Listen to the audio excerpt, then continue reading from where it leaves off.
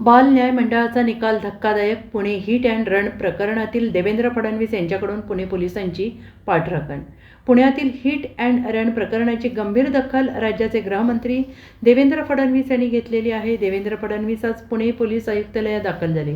त्यांनी संपूर्ण घटनेचा आणि पोलिसांनी केलेल्या कारवाईचा आढावा घेतला. त्यानंतर देवेंद्र फडणवीस यांनी पत्रकार परिषद घेत भूमिका मांडली. यावेळी देवेंद्र फडणवीस यांनी पुणे पोलिसांची पाठराखण केली. पुणे पोलिसांनी योग्य कारवाई केली. पोलिसांनी सर्व घटनेचे पुरावे बाल न्याय मंडळाला दिले, पण तरीही बाल न्याय मंडळाने दिलेला हा निकाल पोलिसांसाठी धक्कादायक होता, असं मोठं वक्तव्य देवेंद्र फडणवीस यांनी केलं. मुळातच ही घटना घडल्यानंतर पोलिसांनी कारवाई करत जो काही अर्ज रिमांडचा सबमिट केला होता त्यात अतिशय स्पष्टपणे कलम 304 नमूद आहे. स्पष्टपणे लिहिलं आहे की हा जो मुलगा आहे तो 17 वर्ष 8 महिन्यांचा असल्यामुळे निर्भया कांडानंतर जे काही अमेंडमेंट झालं आणि 16 वर्षाच्या वरचे जी मुलं असतात त्यांना हॅनियस क्राईममध्ये अडल्ट म्हणून ट्रीट केलं जाऊ शकतं. माझ्याकडे रिमांड ॲप्लिकेशनही माझ्याकडे आहे.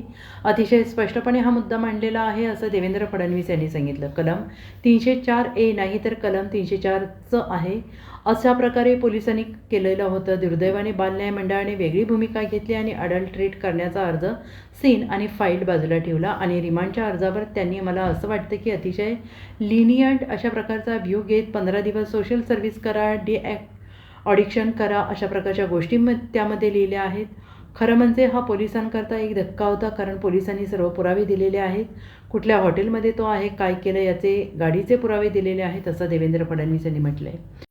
गुना में जो घटना हुई जिसमें एक विधि संघर्षित लड़के ने एक कार चलाते हुए मोटरसाइकिल को एक प्रकार से उस पर बैठे हुए जो दो लोग हैं उनको एक्सीडेंट में वो दोनों मारे गए, उनके साथ एक्सीडेंट किया। और इसके बाद एक बहुत बड़ा पब्लिक आउटरीच भी पुणे में हमको देखने को मिला, क्योंकि जिस समय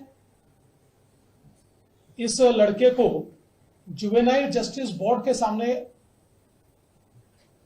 पेश किया गया तो बोर्ड ने उसमें बहुत ही लीनियंट व्यू लिया और दो लोगों के मरने के बावजूद भी एक प्रकार से केवल 15 दिन का सोशल सर्विस का काम उनको दिया। इससे आउटरीच और बढ़ा।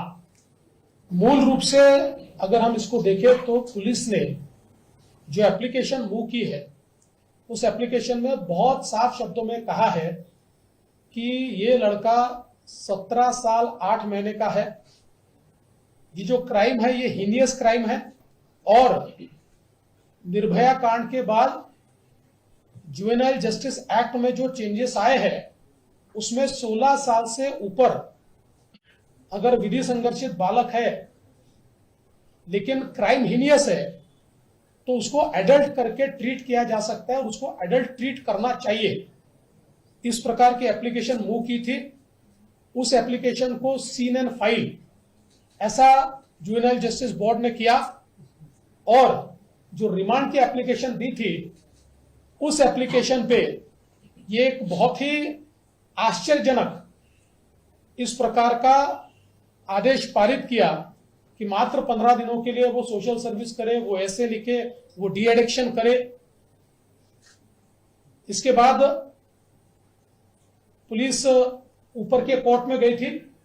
ऊपर के कोर्ट ने इसका सीरियस कॉग्निजेंस लिया और ऊपर के कोर्ट ने कहा कि जुवेनाइल जस्टिस एक्ट में इसको रिव्यू करने का अधिकार उनको है, आप रिवीजन एप्लीकेशन वहां फाइल कीजिए और अगर आपको न्याय नहीं मिलता तो आप वापस हमारे पास आइए। उस प्रकार से रिवीजन एप्लीकेशन पुलिस ने फाइल की है, उस पर सुनवाई चल रही है। शायद आज या कल में उस पर सुनवाई पूरी होगी, लेकिन वहां पर अगर न्याय नहीं मिला तो पुलिस जितना ऊपर जाना पड़े पर इस मामले में निश्चित रूप से जब तक न्याय नहीं मिलता तब तक पुलिस कोर्ट के सारे दरवाजे या सारे रास्ते टटोलते रहेगी। Bureau report SBN Marathi.